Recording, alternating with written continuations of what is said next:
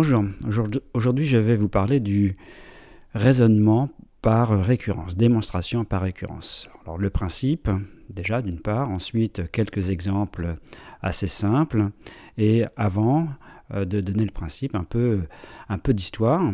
Donc c'est le mathématicien Peano, à la fin du 19e siècle, qui a établi ce qu'on appelle l'axiomatique de l'arithmétique.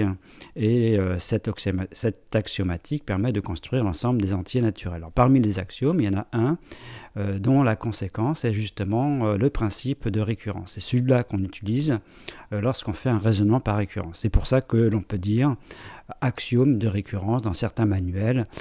Bon, on peut dire raisonnement par récurrence. Alors, vous avez une proposition que j'appelle P qui dépend d'un entier n. Une proposition en mathématiques, c'est un énoncé mathématique, c'est une phrase, et cette proposition, elle est soit vraie, soit fausse. Donc vous avez une proposition, un énoncé mathématique qui dépend d'entier n, et vous voulez démontrer que cette proposition, elle est vraie pour tout entier n à partir d'un certain rang, n0. Donc vous voulez démontrer que pour tout n, entier naturel, n supérieur ou égal à n0, ça c'est ce qu'on appelle la valeur initiale, eh bien Pn vrai. Vrai. Bon. Alors, on va se dire, bon, on va démontrer. Alors souvent, la plupart du temps, n0, ça sera 0. Le rang initial, ça sera 0. Mais ça pourrait être 1, 2, 10. Alors, une façon de faire, ce serait de démontrer que, par exemple, si n0 c'est 0, ce serait de démontrer que P0 est vrai, puis P1 est vrai, puis P2 est vrai. Alors évidemment, on va pas faire une infinité de démonstrations. Ce qu'on aimerait, c'est effectivement démontrer que cette proposition, elle est vraie pour tout n. Alors un exemple tout de suite pour illustrer, puis après on verra comment on fait la démonstration, quel est le principe même de la récurrence.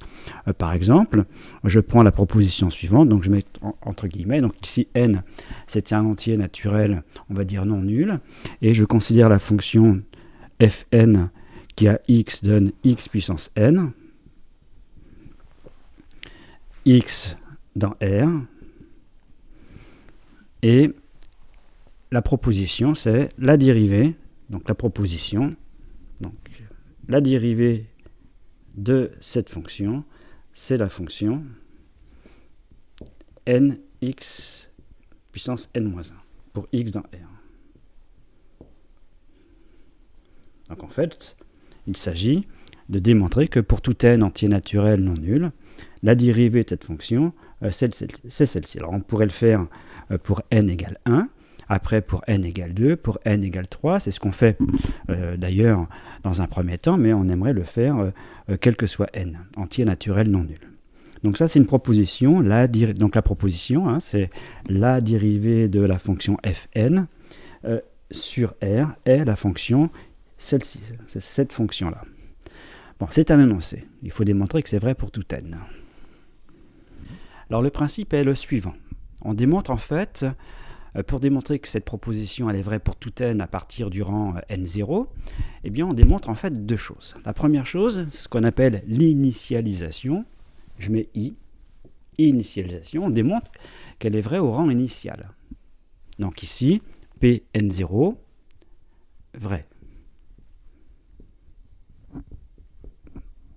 Dans l'exemple de la dérivée, eh bien, je démontre, si je prends n égale 1, puisque n0 c'est 1, on démontre qu'effectivement, la dérivée de la fonction qui a x donne donc x, puisque ici j'ai pris n égale 1, eh bien, c'est bien la fonction qui a x donne 1. On dit x puissance 0 étant égal à 1. Alors si vraiment on ne veut pas la puissance 0, on peut le faire à partir de n égale 2. Donc si on prend n égale 2, comme rang initial, ça voudrait dire que la dérivée de la fonction qui a x donne x carré, c'est la fonction qui a x donne 2x. Mais ça, on l'a vu dans une autre vidéo. Bon, ça, donc on démontre déjà que c'est vrai à un rang donné qu'on appelle le rang initial. Et ensuite, on démontre ce qu'on appelle l'hérédité. L'hérédité. Alors c'est ça qui est compliqué, ça pose vraiment des problèmes au début pour comprendre l'hérédité. Donc l'hérédité consiste à démontrer que pour tout n, supérieur ou égal à n0, vous avez l'implication suivante. Pn implique, alors Pn vrai, alors quand je mets Pn, ça veut dire, ça sous-entend que Pn vrai implique Pn plus 1 vrai. Donc en fait, il s'agit de démontrer que cette implication, elle est vraie pour tout n. Donc il va falloir démontrer cette implication. Alors comment démontre-t-on une implication, puisqu'on doit démontrer que cette implication est vraie pour tout entier n supérieur ou égal à n0, au rang initial. Donc on va prendre un entier n quelconque, plus grand que ce rang initial. On va supposer que Pn est vrai. Il faudra alors démontrer que Pn plus 1 est vrai. Alors cette implication, ça veut dire que dès lors que la proposition est vraie à un rang donné n, alors elle est vraie au rang suivant. Alors pour comprendre ce principe, eh bien, je fais un petit dessin. On sait que donc je prends la proposition, on sait qu'au rang n0, donc ça c'est grâce à l'initialisation, on sait que ça c'est vrai. Je mets V pour dire que c'est vrai. Ça c'est l'initialisation. On le démontre. Ensuite, que dit l'hérédité? Eh bien, l'hérédité dit que si c'est vrai à un rang donné, c'est vrai au rang suivant. Or, c'est vrai au rang n0. Donc, grâce à l'hérédité, c'est vrai au rang suivant. Alors, imaginez que n0 soit 0. Eh bien, grâce à l'hérédité, si c'est vrai au rang 0, c'est vrai au rang 1. Mais toujours grâce à l'hérédité, si c'est vrai au rang 1, alors c'est vrai au rang 2. Etc. Donc, on comprend bien comme ça. Ça va être vrai pour n'importe quel rang plus grand que le rang initial n0. Alors pourquoi on dit hérédité? En fait, l'hérédité, parce que qu'est-ce qui est héréditaire? En fait, c'est le fait d'être vrai. Si c'est vrai à un moment donné, c'est vrai au rang suivant. Donc c'est de la vérité en quelque sorte qui est héréditaire. C'est le fait d'être vrai qui s'hérite d'un rang à l'autre. Bon, alors cette implication, on va voir des exemples de démonstration concrètement, dans la pratique, comment on démontre par récurrence une proposition. Il faut ces deux étapes, et en général on fait une troisième étape qui est une phrase de conclusion. Donc voilà, je reviens sur mon exemple. Donc j'ai ma fonction fn, c'est celle-ci. Ma fonction gn, c'est nx puissance n-1 sur r. Et la proposition que j'appelle Pn est la dérivée de Fn est Gn sur R. Et on veut démontrer que Pn est vrai pour tout n plus grand ou égal à 2. On va commencer par le rang 2. Le rang initial, ça va être 2. Bon, donc on fait l'initialisation. Il faut démontrer que P2 est vrai. Alors que signifie P2 ? Qu'est-ce que c'est P2? Ça veut dire que je prends n égale 2. Il s'agit de démontrer que la dérivée de la fonction x carré, je vais simplifier, c'est la fonction de x. Ça, on le sait. La dérivée de x carré, c'est 2x. Il y a une vidéo qui le démontre à partir de la définition même du nombre de dérivés. C'est-à-dire on fait f de a plus h moins f de a sur h quand h tend vers 0 et on démontre assez aisément que c'est bien vrai. Donc ça, P2 vrai. P2 vrai. Alors, c'est une démonstration. Il faut démontrer que P2 est effectivement vrai. Et ça se fait, par exemple, je répète, avec la définition du nombre dérivé. Bon, ça, c'était fait dans une vidéo. Donc ça, c'est la première démonstration. Maintenant, l'hérédité. Donc l'hérédité, je rappelle, consiste à démontrer qu'une implication, est vraie pour tout n. À partir, pour tout n, plus grand ou égal ici à 2. Pour tout entier, plus grand ou égal à 2. Une implication, je répète une implication, démontrer une implication, c'est l'implication qu'on doit démontrer. Ça ne veut pas dire que cette partie-là, cette proposition ici est vraie. Je vous rappelle une implication, c'est si cette proposition est vraie, alors celle-ci est vraie. C'est ça que ça veut dire qu'une implication est vraie. Alors regardons comment démontre-t-on dans la pratique cette implication. Donc comme il faut démontrer que cette implication est vraie pour tout n à partir ici du rang 2, on va prendre un entier, donc on va y rédiger comme ça, soit n, un entier quelconque plus grand que 2. Bon, j'écris pas tout, plus grand que 2. On suppose, donc supposons, j'efface tout ça, supposons que pour cet entier-là, n, supposons que Pn soit vrai, Pn vrai. Ça, c'est l'hypothèse. Et on doit démontrer alors, démontrons qu'alors, donc il faut rédiger, supposons Pn vrai, démontrons qu'alors Pn plus 1 est vrai. Puisque c'est une implication qu'on doit démontrer, on doit démontrer ça implique ça, c'est cette implication qu'on démontre, donc ça c'est l'hypothèse que l'on fait, et ça c'est la conclusion. Donc, sachant que Pn est vrai, il faut pouvoir en déduire que Pn plus 1 est vrai, et ça pour un entier n quelconque supérieur ou égal à 2. Donc ce qu'on va faire concrètement, on va traduire le fait que Pn est vrai. Alors vous allez dire, mais on ne comprend pas, on veut démontrer qu'effectivement Pn est vrai, et là vous supposez que Pn est vrai. C'est bizarre. Et c'est ça qui pose problème dans la démonstration par récurrence. Non, je suppose que Pn est vrai parce que je veux démontrer qu'une implication est vraie. C'est l'implication Pn vrai implique Pn plus 1 vrai. C'est cette implication que je veux démontrer. Et le fait de démontrer que cette implication est vraie pour tout n, et le fait de démontrer que c'est vrai au rang 2, le principe de récurrence, l'axiome de récurrence, me permet d'en déduire qu'effectivement c'est vrai pour tout n. Donc c'est bien une implication que je veux démontrer.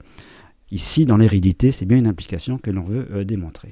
Donc ici, je suppose que Pn est vrai. Donc ça veut dire que la dérivée de Fn pour cet entier-là, plus grand que 2, c'est bien Gn. Et il faut démontrer, donc il faut traduire cette phrase-là, que signifie que Pn plus 1 est vrai. Eh bien, je prends ici, je vais rédiger comme ça. Donc ici, je prends la fonction qui a x donne x puissance n plus 1. C'est la fonction f n plus 1. Et il faut démontrer que la dérivée, donc je ne rédige pas tout, c'est donc, j'applique cette formule, c'est n plus 1 fois, donc ici je remplace n par n plus 1, il faut remplacer n par n plus 1 fois x puissance n plus 1 moins 1, c'est-à-dire x puissance n. Donc il faut que je démontre que la dérivée de ça, c'est ça, sachant que la dérivée de ça, c'est ça. Bon, alors comment on va faire ici Comment on va faire Eh bien, il va falloir, dans la conclusion, c'est pour démontrer que la dérivée de ça, c'est ça, il va falloir que j'utilise mon hypothèse. Ça, c'est ce qu'on appelle l'hypothèse de récurrence. Donc la rédaction, en fait, consiste à écrire x puissance n plus 1, c'est x puissance n fois x. Bon, il va falloir que je dérive ça. Donc il va falloir que je dérive x puissance n plus 1 en sachant que c'est x puissance n fois x. Alors pour cela, j'utilise le fait que c'est un produit, dérivé d'un produit. Donc on dérive. Alors je vais rédiger comme ça. Alors c'est pas très propre, je vais mettre prime. C'est pas très correct, mais c'est pour simplifier. Donc je dérive cette fonction comme ça. Donc là c'est un produit. Alors évidemment ça sous-entend, vous voyez dans l'initialisation que ça sous-entendait déjà qu'on sache la dérivée de x carré. Et là ça sous-entend, ça fait partie des prérequis, que l'on sache dériver un produit. Alors, ça c'est U, ça c'est V. Alors, je vous rappelle la formule de la dérivée d'un produit, c'est U'(V) plus V'(U). Donc, on fait la dérivée de ça, fois ça, plus la dérivée de ça, fois ça. Or, la dérivée de ça, donc je dérive ça, c'est l'hypothèse de récurrence. Par hypothèse, on sait que la dérivée de ça, c'est n, x puissance n moins 1. Donc ça, c'est le U' fois V. Plus... Et qu'est-ce qu'on rajoute? La dérivée de ça, c'est 1 fois x puissance n. Donc là, si vraiment on insiste, si j'appelle ça l'hypothèse de récurrence, ça c'est l'hypothèse de récurrence, eh bien elle est utilisée à ce niveau-là. Elle est utilisée à ce niveau-là. J'ai utilisé l'hypothèse qui a été faite sur cet entier n. Bon, je calcule ici, à la fin, je calcule. Donc ici, le calcul, ça me donne quoi? Bien, vous voyez, j'ai x puissance n moins 1 fois x, donc x puissance n moins 1 fois x, ça fait x puissance n. Et ici, j'ai n, donc x puissance n, plus x puissance n. Donc en mettant x puissance n en facteur, on obtient n plus 1, x puissance n. Bon, ce qu'il fallait démontrer. Il fallait bien, effectivement, démontrer que la dérivée de x puissance n plus 1, c'était bien n plus 1, x puissance n. Donc on l'a fait. On a bien démontré que Pn plus 1 est vrai. Donc ça démontre l'hérédité, ce qu'on appelle l'hérédité. Donc normalement on fait une phrase de conclusion. hein, qui consiste à dire la proposition Pn est vraie au rang 2 et elle est héréditaire, hein, elle est héréditaire, donc elle est vraie pour tout entier n plus grand ou égal à 2. Donc ça c'est le principe. Alors je vais donner un deuxième exemple pour illustrer mon propos. Alors un autre exemple assez simple, hein, c'est une propriété que vous connaissez déjà, donc ça c'est ce que j'appelle Pn, c'est une proposition qui dépend de n. N ici c'est un entier naturel non nul, donc le rang initial ça sera 1, et on sait, je prends la somme des entiers de 1 à n, et ça me donne n facteur de n plus 1 sur 2. Donc en fait ça c'est une proposition, hein, et il s'agit de démontrer qu'effectivement c'est vrai, cette égalité elle est bien vraie pour tout n. Alors on l'a déjà fait, il y a une autre manière de le faire, mais là on le fait par récurrence. Et là, le fait de le faire par récurrence, c'est une démonstration. Ça démontre qu'effectivement, cette proposition, elle est vraie pour tout entier, n plus grand ou égal à 1, à partir du rang 1. Ça a une valeur de démonstration. Hein. Alors, on y va. Donc, initialisation. Donc, première étape, on va marquer première étape 1, initialisation. On démontre qu'effectivement, elle est vraie au rang initial 1. Donc je prends n égale 1. Donc si je prends n égale 1, ça veut dire ici il n'y a qu'un terme, c'est 1 seulement. Donc j'ai 1 de ce côté gauche. Ici, je remplace n par 1. Ça me fait 1 fois 2 divisé par 2. Et ça me donne 1. Donc on a bien 1 qui est égal à 1. Ça c'est vrai. Donc effectivement, la proposition, ici que j'appelle, je ne l'ai pas appelée, mais ce serait donc Pn, elle est vraie au rang 1. Maintenant, deuxième étape, l'hérédité. Donc l'hérédité, donc je répète, j'insiste, il s'agit de démontrer qu'une implication est vraie pour tout n, pour tout entier n supérieur ou égal au rang initial, ici 1. Donc pour démontrer ça, donc je considère soit n, alors on peut dire soit n un entier plus grand ou égal à 1, ou on considère un entier n quelconque plus grand ou égal à 1. Donc en fait, soit on peut vraiment, si on veut faire vraiment abrégé, soit n entier supérieur ou égal à 1. Donc soit n entier supérieur ou égal à 1, supposons Pn vrai. Donc pour cet entier-là, hein, on suppose que ça c'est vrai. Supposons qu'on ait effectivement ça, Pn vrai. Je mets vrai. V. Bon, c'est-à-dire, alors normalement il faut traduire l'hypothèse, c'est ce qu'on appelle l'hypothèse de récurrence, c'est-à-dire qu'on a ça. 1 plus, etc., plus n égale ça. Et on doit alors démontrer que c'est vrai au rang suivant. Donc démontrons qu'alors Pn plus 1 est vrai. Alors ça veut dire quoi que Pn plus 1 est vrai? Ça veut dire qu'on fait la somme des entiers de 1 jusqu'à n plus 1.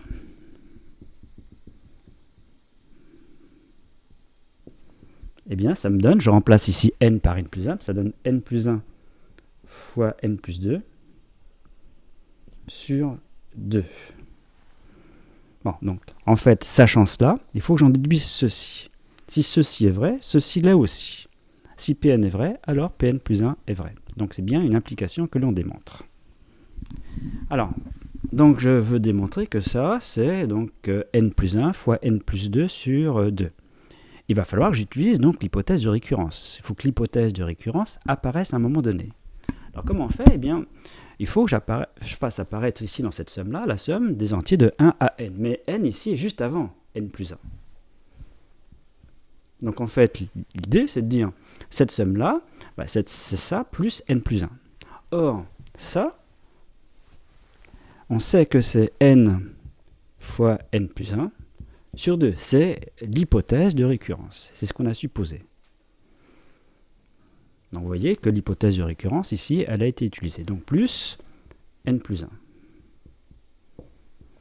Bon, donc là, il faut réduire au même dénominateur. Donc ici, on écrit sur 2.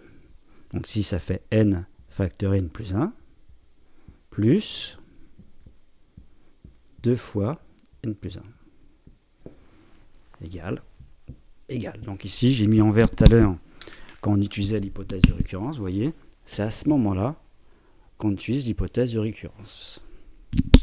Et vous voyez en mettant n plus 1 en facteur, ici à la fin, si je mets n plus 1 en facteur, ça fait n plus 1, facteur de n plus 2 sur 2. Ce qu'il fallait démontrer. Quand je dis ce qu'il fallait démontrer, c'est la conclusion. Donc on a supposé Pn vrai pour un entier n quelconque plus grand ou égal à 1, et on a démontré qu'alors Pn plus 1 est vrai. Donc ça démontre l'hérédité. C'est-à-dire qu'on dit que la proposition Pn est héréditaire. Donc on fait, pour finir, troisièmement, la dernière étape, c'est au niveau de la rédaction, une phrase de conclusion.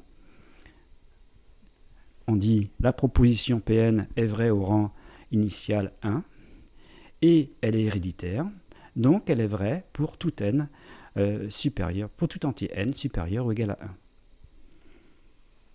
Alors pour résumer, regardons les avantages et les inconvénients du raisonnement par récurrence, de ce principe de récurrence. Donc déjà, l'avantage, c'est que vous avez une proposition qui dépend de n, et vous démontrez qu'elle est vraie, effectivement, pour tout n à partir d'un certain rang, un rang initial.